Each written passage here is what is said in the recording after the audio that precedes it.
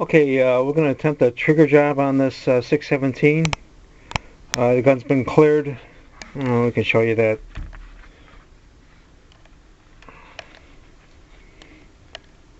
I think we can. Okay, these are mollies that are in here. I can't work the camera and do the stoning and what's required to disassembly all at the same time, so I'm going to try and do this by steps, disassembling the gun and showing what I'm doing as I go along. But this is going to be a trigger job. We're going to replace the rebound spring, and we're going to leave the mainspring alone because this is a 22, and because it's rim fire and it strikes on the rim, they recommend not messing with the mainspring.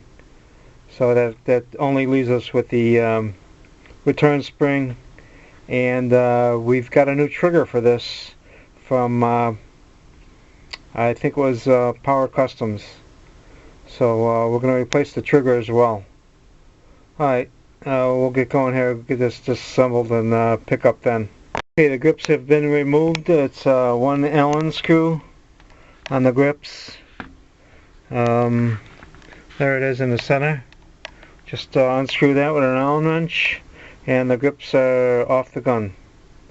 We got this from Midway. Makes a little template for these screws that are on the side plate, and we're going to use that so we don't mix up where the screws go. Alright, we'll take off the side plate and be back. We bumped the side plate off. Use a little mallet, just tapping right here on the frame, and the side plate bumped right off. We measured the trigger pull on this before we got started. 11 1/4 to 12 3/4 in the double action, and 4 1/4 to 4 1/2 in single action. So we're hoping to see an improvement in that. Alright, we'll go ahead and get this thing disassembled, and we'll go from there. Okay, we removed the mainspring screw, and once the mainspring screw is removed, we remove the mainspring. You just pull it out from the bottom here. It goes on a little bit of an angle and it comes right off the hammer. Once we had the mainspring out of the gun, we partially cocked the trigger about halfway, and the hammer lifts right out of the gun. So the hammer's out, mainspring's out, and the mainspring screw is out. Okay, we'll continue with disassembly. Okay, the rebound slide and spring have been pulled out. We use this tool from, I believe it was Brownell's. Just to push in on that spring, there's a small pin right here where it's located. So you gotta compress the spring so that it's inside the rebound slide, and then pull the whole assembly up with spring compressed over the top of the pin, and out comes the rebound slide. Alright, we'll continue on. Okay, next on the trigger, the hand was pulled back. There's a slot there that it fits into. You pull the hand out of the slot, just pull it back, and the trigger is lifted off of this post right here. Just pulled straight up. Once the hand is out of the way of the frame, the trigger just comes straight out. It's, I believe it's engaging the cylinder stop lock, but there's no interference there. It just lifts straight up. Also, the I don't know exactly what the part is called, but it's a little push rod that goes against the rebound slide. This is a MIM gun, so that little push rod just kind of came right out. Also, the hand will lift right out of the trigger as well. Alright, we'll continue this assembly. Next, it was just a matter of pushing forward on the cylinder release. latch on the left side of the gun, and the crane to open up with the cylinder. You allow it to open fully, and you just pull the crane forward, and the cylinder comes right off of the crane. So now that's disassembled. Okay, the last item that was removed was the cylinder lock. That's it right there. There's a very small spring on it. You need a small pair of pliers, and you got to just kind of be patient and work it out. You got to push it down out of the frame, and then once it's down out of the frame, you have to keep it out of the frame and kind of pull up off of this pin, and it'll work its way out. The whole time you're compressing the spring and trying to keep your thumb over the spring or your finger over the spring so that the spring doesn't shoot out, because you don't want to lose that. What I'm seeing here is the frame is very, very rough on all the internal surfaces here. Everywhere where the slide, the trigger returns slide operates, or the rebound slide, that's very rough on the inside of the frame. This portion here where the cylinder lock operates, again, that's very rough. The surface right here where the trigger pivots on the inside here, that's also very rough. So all of those surfaces need to be stone with I believe a hard Arkansas stone, so we got a nice smooth surface for these parts to ride against and not have so much friction. This gun is extremely fatiguing. You make it through the first 100 rounds, but after that the trigger starts wearing on you. By the time you hit 250, it's almost 2 fingers to pull on the trigger. Double action. I'm shooting all double action. It's just this thing will kill you.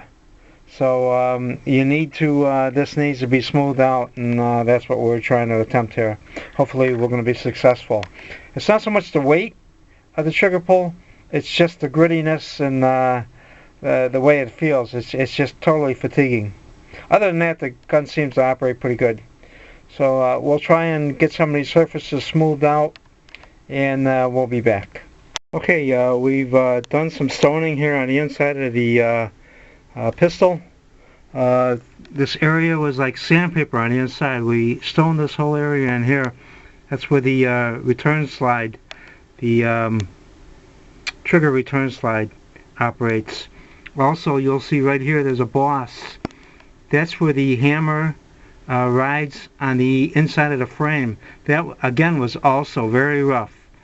And this is the bolt which operates the cylinder, allows the cylinder to release.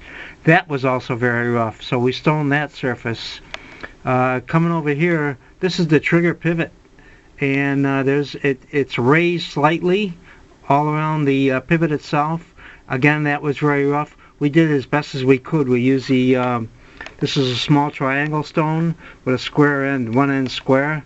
We used that as best as we could in here, and again, this is the cylinder lock or cylinder stop pivot point, and we tried to get around that as best as possible. Major improvement here where the trigger return slide operates, or rebound slide. Major improvement on how smooth that is. So that we did with the large black Arkansas, and that's a 1/2 inch square, and this is a 3/8 square. We used both of those in this area to get it smoothed out. That is about it for the frame. That's about all we can do. I'm going to take a look at the inside of the side plate and perhaps do a little stoning on that next. Okay, we finished up on the frame and on the side plate. On the side plate, there's 2 bosses. This is where the hammer is, and this is where the trigger is, and they stick out a little bit higher than the rest of the side plate. I just took the 3/8 stone here, hard Arkansas stone, and just lightly hit them. Those were pretty flat and they looked pretty good. The trigger I'm sorry, the hammer pivot pin here, the boss that's on this, again, that was very rough. I tried using a stone on it, but when I purchased some of the hammer parts, or I'm sorry, the trigger parts, I purchased these two reamers. They're face reamers, and one is for the trigger and one is for the hammer. Did an excellent job. You don't really push down on it, you just kind of spin it very lightly with oil on it, and it did a nice job at smoothing out that face right there. You have to hold down the bolt, the cylinder release bolt, with I just use this swab stick. Just put pressure on it to hold it down so that the reamer or the face reamer wouldn't touch that. Did a very nice job. Again, the same is true with the trigger. You probably can't see it. This probably doesn't focus well enough, but right on the trigger pivot, that's a raised boss right there. It's raised on the inside of the frame. Again, this tool is made to fit down over that pivot pin, and just lightly spinning it cleans that face up very nice. Makes it much smoother. So the trigger can operate with less friction. I mean, it was being clamped between two pieces of sandpaper. No wonder this thing was so fatiguing. Same is true with the return slide or rebound slide. It was like a piece of sandpaper in there. So that should be well improved. We're going to stone all the parts that slide in here now, but that does it for the frame and side plate. So we're looking good there. We're going to take this and clean everything out real well, douche it out real well with oil, and then maybe take some alcohol and get all the residue out of it, and then we'll start on the all the parts that made into it and get those cleaned up. Okay, we got the rebound slide stoned, and we've got the cylinder lock all cleaned up and stoned. We had some older parts laying around that were not the MIM. That we changed. We got a new spring from Wolff spring, I think it is. It's an 11-pound spring. Got it from Brownells versus whatever the stock is. So the rebound spring we're going to go with is 11-pound. We're changing from the MIM cylinder lock stop to a all-steel machined lock stop. We micrometered, use a micrometer on it, and we're relatively the same. It actually might be a little bit wider on that paw, so it might give me a little bit better lockup. So there we are. We're ready to put these parts in. We've got a trigger. We got to dig that out. That'll be coming up next. Okay, this is the new Power custom trigger that we got, and we also got the stoning jig. So the brand new trigger is supposed to be stoned. We just lightly took this ceramic stone, I think it's 1200 grit, and hit the flat surface and dressed the very front sear on the trigger using this Power custom stoning jig. It polished up real nice. We just wanted to take it, one step further. Hopefully this is going to work out. And that's the jig. And this is the trigger that Power Customs sells for KL and N frame. It's a wide trigger. It's almost like a target trigger. So we're hoping this all works out well. Yeah, obviously we jumped way ahead here. We got this new trigger installed. Like I say, it's a Power Customs trigger. We changed the cylinder lock. We had some old parts here, and instead of the MIM part, we put a steel part in there. As for the rebound slide, we tried using an older part, but it turns out that the hole on the older parts is not as deep as the MIM part. So it prevented a trigger from traveling all the way, and it prevented a hammer from falling. So we put the MIM part, the original part, on the rebound slide back in. And that was about it. It's the original trigger. I'm sorry, original hammer.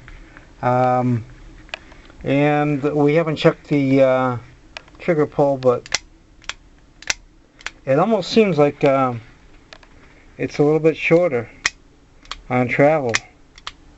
Single action is right there. Single action is it's better than what it was. I mean, it's just before there was a thump thump creep bang. Now it's just right now. Double action, it almost seems like a Dan Wesson trigger. I don't know if it's a Power Customs thing or what, but Dan Wesson has a shorter trigger pull, and this feels like it's that shorter trigger pull. Again, it's a Power Customs trigger. We used an old cylinder stop that mic'd up with a micrometer, exactly the same as what the MIM did. So we put that in there. I'd rather have the steel over the MIM part. We use the original hammer and hammer sear, the double action sear on the hammer, because that's all part of the hammer. And we put a 11-pound spring on the rebound slide. Other than that, same main spring, because I don't want to mess with the reliability on, rim fire. That's about it. I'm going to do a measure with yeah, easy for you to say. I'm going to measure the trigger pull on this thing, and double action and single action, and we'll see what it is, and I'll put that up. Okay, that's it for now. So here it is, the completed product. This is the spring we used. It's a Wolff 11-pound spring. All the stoning got rid of all the roughness out of the trigger. The trigger is much smoother. Reset though, when it comes back out and the trigger resets over the cylinder stop, you can feel the clunk there, but that's just the nose of the front of the trigger going over the cylinder stop. I think that's normal.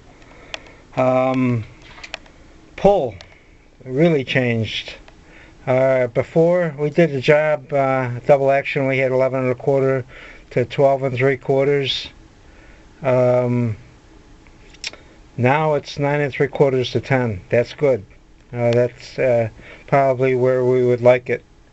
A single action though, like I said, this trigger is right there. 2 pounds to 2 1/8 pounds on the single action. That's dropped from 4 1/4 to 4 1/2. And once again, there's no movement. It's right there. So obviously this isn't a carry gun. It's a target pistol. So that might be all right. I don't know. The only alternative would be to, I think there was a 12-pound spring, up it by 1 pound, and that would probably take my double action to about 11 pounds. This is the spring that's on the Rebound slide. I think that this thing, yeah, Rebound spring, reduced power. So it should not affect the reliability. Because the mainspring is still the same mainspring. It's a Smith mainspring. But anyhow, that's it. This thing is complete. Those are the numbers right there. It's 617-6, and we'll take it to the range. Have a good time with it. All right, that's it.